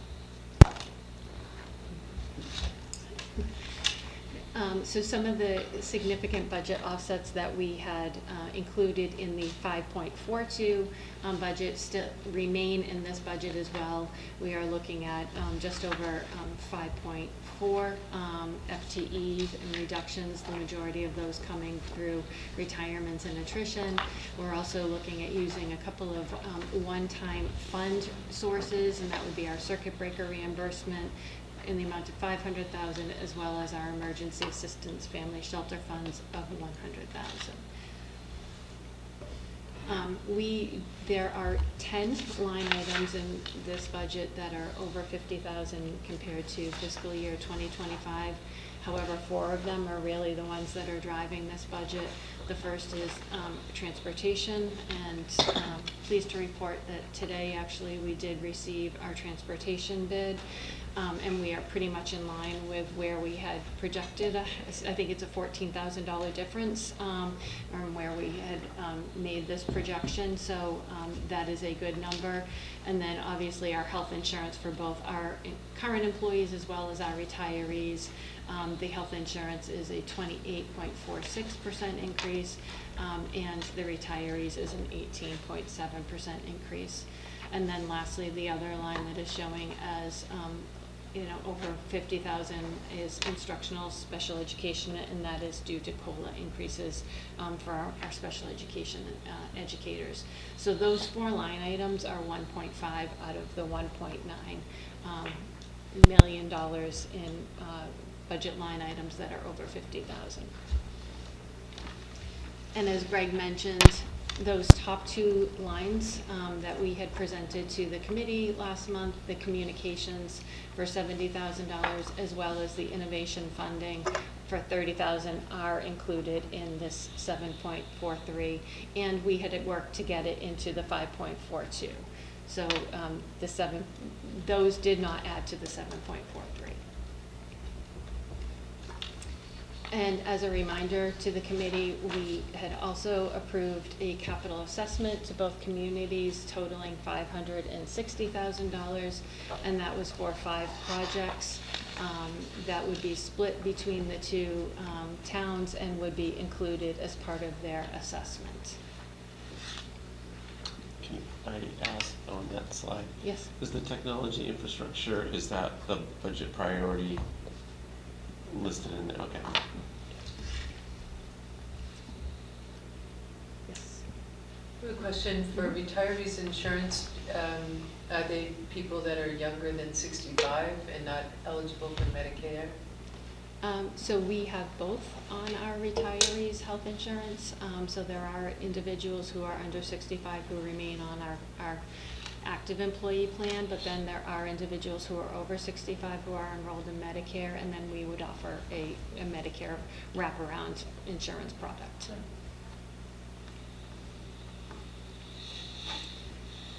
So with the 7.43, we wanted to show the committee what the assessments would look like for both communities.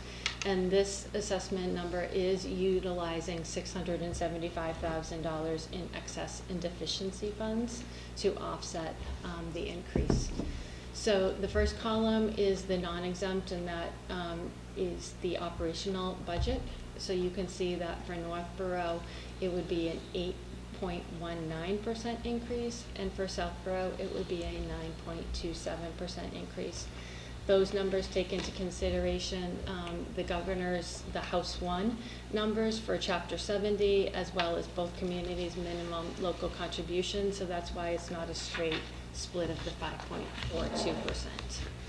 The second column is our exempt debt, and that would be for the debt for the renovation project here at the high school. FY26 is the second to the last year that assessment will be included in this. The third column is the non-exempt, both capital and debt. So that is the capital that we just talked about, the $560,000, as well as the debt for the athletic complex. And so as you can see, with all of those 3 factored in together, for Northborough, it would be an 8.28% increase over FY25, and Southborough, it would be a 9.51% increase. So just as one more reminder, that the recommended budget that we are presenting right now is a $29,942,156 budget, which is a $2,070,000 increase over FY25, and it is a 7.43% increase. And just to be clear, this is not the budget I am recommending. So in terms of the new information that we received on Friday and what are the steps we're taking to get to a point where we can make a recommended budget. The leadership team, Sean, assistant principals, central office team have gone back to the drawing board to really think about, again, what types of student experience do we want students to have, what types of reductions we could entertain without impacting the student experience. So we are crunching the numbers, thinking about what could be. So we do have a meeting planned for tomorrow. We're also working closely with our healthcare consultant, NFP. The town of Northborough and Southborough share the same healthcare consultant, so we're asking the consultant to provide us with options in terms of how we can mitigate this 24.9% increase. So we're asking for the best worst case scenario. And then also we do have we have a pathway that will require some more investigation and time, working in partnership with the town administrators. That is not something that we're going to be turning around in the next 4 weeks, but it is promising. It is something that we're going to look closely at. We're also working closely with our associations, so we are working with our association presidents to communicate where we are in terms of the health care increase, and again, partner to make sure that we're trying to mitigate the costs. And then lastly, we're working closely with our towns and the town administrators. This is not just Algonquin Regional High School issue. This is a town of Northborough and Southborough issue, which is putting substantial strain on overall the town budgets. So that work has begun. We started on Monday. It is our priority, and we're trying to make sure that we're mitigating any impact to the student experience as a result of this health insurance increase. And I just want to highlight the 5.42% budget that we're hoping to present was a reduction in FTEs. We were still maintaining class sizes. It was also impacted significantly by transportation and healthcare at 10%, and special education. All of those factors were outside of anything that we can control in terms of the budget process. So happy to answer any questions, but I'd also make a recommendation to the committee around what we're thinking about, and then about to get some direction. I'd like to read, Matt Spencer sent me a statement he would like me to read. So, for your consideration. To my fellow committee members, first, I apologize I am unable to attend this evening's meeting. As the acting chair of the budget subcommittees, I had originally intended to draft this note in support of the superintendent's recommended budget. As we can all appreciate, a considerable amount of time and effort had gone into the preparation of the budget, and I was particularly pleased to see the budget's responsiveness to our committee's budget priorities. As was communicated to the committee on Sunday, February 23rd, it is unfortunate to learn of the unexpected increase in healthcare costs that significantly exceeds the 10% increase contemplated in the recommended budget, once thought to be a conservative placeholder estimate. Based on my discussions with Greg, it is my understanding that this information on healthcare costs is problematic not only to the regional budget, but also to both the town of Southborough and Northborough, which might possibly necessitate a Proposition 2.5 override vote in the absence of implementing cost reduction measures. With the background of knowing that the superintendent's recommended budget was already a tight level services budget, I am of the opinion that we need to wait for direction from the towns before making any further modifications in our budget. So that was a statement from Mr. Spencer. So with that, do we have any questions for the superintendent? Jen? I've actually, I think, asked this in email before, and you told me that it was a small amount, but do we know, or do we get Algonquin specifically any federal grants or federal money that is in the budget that is a potential thing that we need to be concerned about in terms of future sustainability? Yeah, so we do have, we do receive federal funding through special education, which is IDEA, and then our title grant, so Title I, Title II, Title III, Title IV. It's a little less than 2% of our overall budget. It's about $450,000. It would be impactful if we didn't receive that money, but we're not over-reliant on it. We are having conversations around what would happen if that money did not flow through to us, and developing plans. But again, our risk is low. It's not significant. Other communities rely far more heavily on federal funding than we do. We're considered affluent or wealthy towns in both Northborough and Southborough. And as a follow-up to that, do you anticipate that there's going to be potentially a decrease in the, I mean, I know it's hard, impossible Well, I to think predict. part of our budget projection was to see, we were anticipating a decline in federal grants. That was projected even before, I think, the change of kind of leadership at the federal level. What we're hearing is that IDEA, there's kind of a 10-year plan, and the entitlement grants, we're just keeping our ear to the ground to see what impact it will have. Thank you. In terms of next steps, we'd love to share our thinking and get feedback to make sure that the direction we're heading in is a direction that the school committee could support. So in terms of direction from the town administrators, basically all departments are being asked to reduce their recommended budgets. So we have been asked to go back to the drawing board and try to mitigate the impact of health insurance. So a couple of thoughts in terms of how can we present a budget and still try to accomplish the level of services and the quality of programs that currently exist.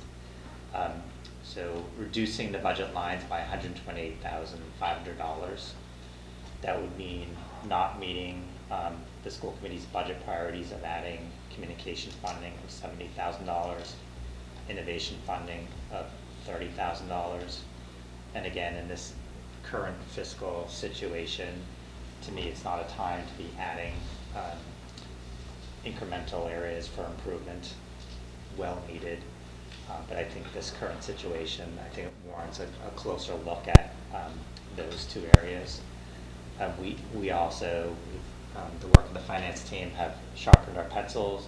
There's a salary reduction of $19,500, not through losing any position, but just fine-tuning some of the salaries that we have. And we did receive good news. Workers' compensation insurance was $9,000 less than we had in the revised preliminary budget. So those four areas total $128,500. We also are going to be working with our healthcare consultant to negotiate health insurance costs. 24.9% increase is not acceptable. We're not going to, that is not something that is sustainable, acceptable, it's something that the communities can afford. So we're going to go back to the table and ask for a reduction of the 24.9%, and we think we can do that. Not to the 10 or 12% that we have forecasted in our budget, but less than 24.9%. And lastly, we're recommending that we reduce the FY26 capital assessment to $175,000 and only focus on the critical area, which is replacing the roof. The technology infrastructure upgrade of $225,000, our recommendation is that we had set aside approximately the same amount of money for the overage of the amenities building project that we were expecting. As you know, in the fall, we received the bids back for the amenities building, and it totaled a little more than $1 million. With the good work of Keith and his team and Mike Gorman, we've actually been able to come under budget of the $560,000 to do the upgrades moving forward. So that's a good news story. And the money that we had set aside for the anticipated overage, our recommendation is to actually use that for the $225,000 classroom projection devices. I think there's a benefit for a couple reasons. First is that we are anticipating that because of the tariffs, that technology will be significantly increasing in terms of costs. If we can do this work now, I think we'll actually get a better price and be able to actually do more. And then secondly, it reduces the overall assessment increase to the community if we fund it in this way. So if we do all of those things, so this shows, again, we would not be doing the sidewalk curb repair, the surveillance system upgrade. We would focus on the roof repair through the capital assessment. The technology infrastructure and equipment will be funded through the operational budget that what we had set aside for the amenities building.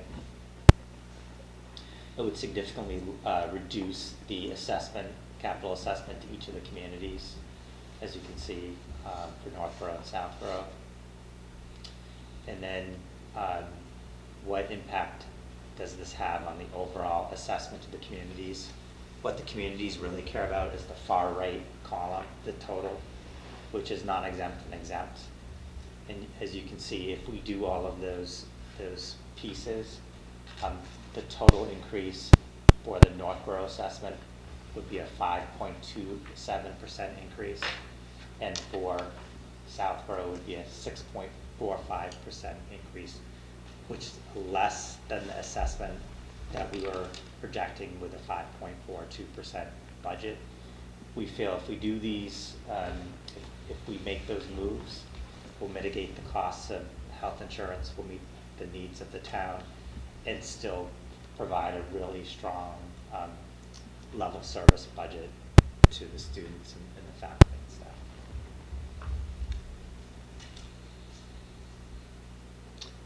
If we do all of those things, we would be recommending a 6.14% budget increase with a reduced capital assessment, and that overall increase from FY25 is a little over $1.7 million.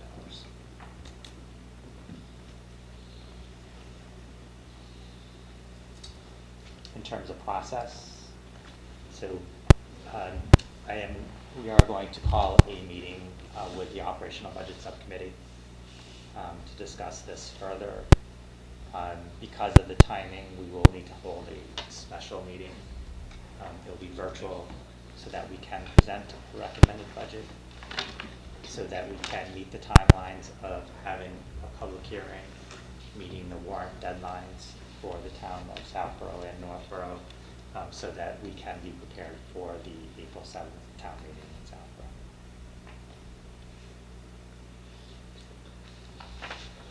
Do we have indication from the towns that the 6.14% number and the assessments that go along with those numbers would be acceptable to the towns? Yes.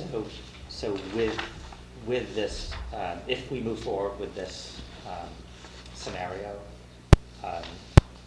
these numbers are already embedded in the town's budget forecast for the region.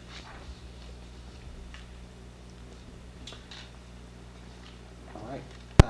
Questions or comments from other committee members? Kathleen? So you said one of the line items is renegotiating the health insurance, but so do you have any idea when that would? Yeah, so we're in the process of doing that now. So, we are targeting anywhere between a 16 to 20% increase. So we're going to have to, at some point, draw a line in the sand and say this is our projection. We're anticipating that can be 17 or 18% increase.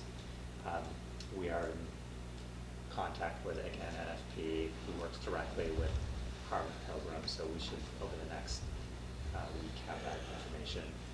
And again, the towns are in the same situation. We're negotiating together. Right. Mm-hmm. I was just wondering about the timeline. Yeah. And that if for some magical reason it comes back lower than we anticipate, do we have the flexibility of putting back in any of these things we've got? Correct. So one of the potential pathways could actually meet our target of 10 to 12%. That's embedded in the original 5.42% budget. If we're able to negotiate and actually get to that point, and the school committee does approve this budget, that would allow the school committee to make decisions around, we could add, for example, the communication line back, the innovation money back. It would allow the school committee to make some different decisions.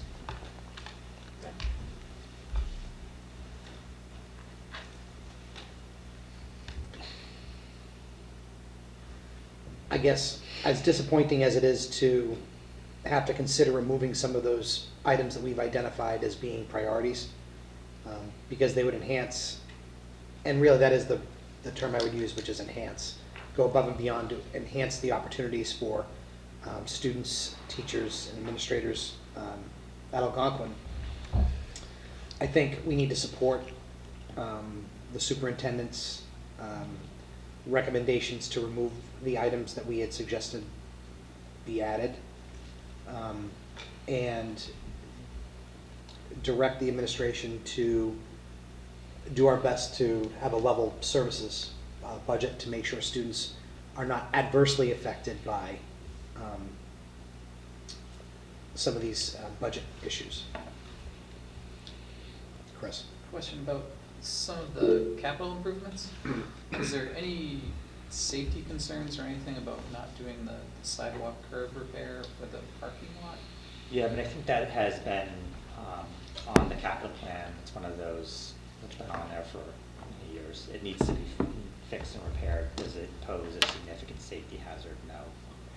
I think, does it need to be done? Yes. Of the priorities, can it wait a year? I Would agree. say yes. Keith? I can't tell who, because I'm presenting to them. Oh. Paul or Joan? Yeah, I had It's Paul. Thanks, Joan. Go ahead, Paul. a couple of comments. First, I agree with Chris. Greg, you and the team, I think you're doing a good job implementing cuts that don't mean teacher layoffs. So, that's, I guess, the one positive I see here, I suppose. But another is, I wonder if this presents an opportunity on the Southborough side to revisit that the article about the capital stabilization fund. Because it strikes me that if we're cutting all these capital items, we're going to need as much flexibility as we can get going forward to cover these things down the road. So,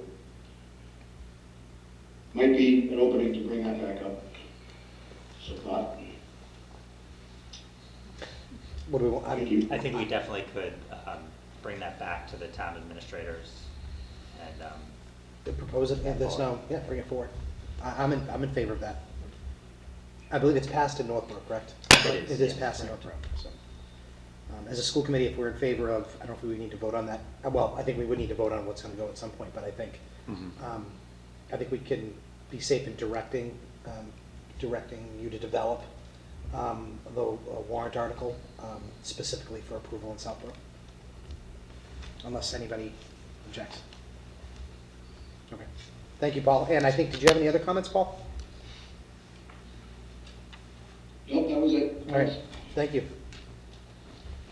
Are you looking for us to vote or just kind of give you, I like, think we this have is the direction, direction? yeah. This is the direction. Yeah. I just want to also acknowledge, it's a bit disheartening, but also just acknowledge a lot of work that went into getting to the plan to present a 5.42% budget. So there's a lot of meetings, a lot of conversations, a lot of difficult decisions and discussions that take place. And I don't want to minimize all that work that took place. And just also acknowledge that, we have such a strong team that the news on Friday to where we are today, it's everyone working together, the finance team really thinking about what are solutions. And I think to Paul's point too, it's, we're not talking about laying off, people. And this is a people business, and what has the greatest impact on students are teachers. So I think just to get to this point where it's not impacting what students are experiencing, I think is a positive. So thank you, Becky and team. Yes, thank you. Any other last comments on the budget? I think we've given some good direction. All right, moving on to the next item on the agenda, old business. There's none at this time. Policy development and or distribution, there's none at this time. I will open up the floor. Oh, go ahead, Sean. Is there something that we wanted to bring up in our policy meeting? No, I think the joint policy subcommittee did meet 2 weeks ago. 2 weeks ago, and we, the religious observance policy is a policy that we're working on, international travel, and those will be It was brought. travel. I think we wanted to communicate that has been taken up and should be presented pretty soon. I think is. So March 2 weeks 12th ago. at the next combined meeting. Combined meeting, okay. It'll be a first read, so. Trying to fast track that one. Yeah. All right, at this time, I'll open up the floor to public comment. Public comment from the committee? Just the mice. Just nice. All right, not hearing any public comment. Personnel? So in fact, the personnel report as February 26th, you'll notice that there's a resignations, Selvi. That is, she took a leave of absence from her ELD position here. She has resigned that position to continue as the Director of Multilingual Learners, which is good news. Communications, there are none at this time. The approval of bills and payrolls, that is done online.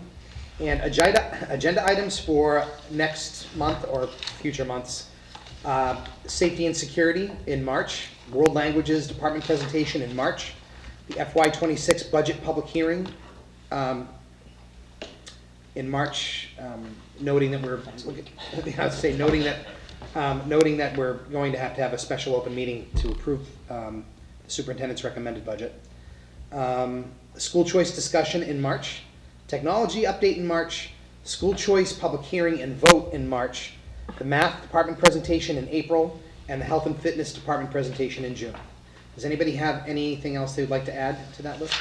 You can always feel free to email me. Not hearing any further discussion, I will entertain a. Oh, Sean. Just you talked about potential virtual meetings coming up.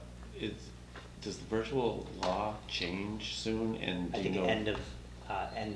End of March. Good timing. Okay. What's the change? Elimination. Elimination. Virtual meetings, unless Even the virtual state. participation? Unless the state does something to change the So law. we can have virtual participation because of the Pandemic. not the pandemic, the school committee has a bylaw to allow virtual participation at the region. What will change is that you cannot create a quorum, so you have to have a physical quorum, and then a remote participation. Okay, I just wanted to. I know you're on top of those things, but I was just All right. At this time, I will entertain a motion to adjourn.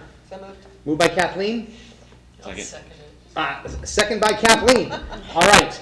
Any discussion? No. Because what a great meeting. Jen, Yes. Sean, yes. Kathleen, Yes. Chris, Yes. Kathleen, Yes. Paul, Yes.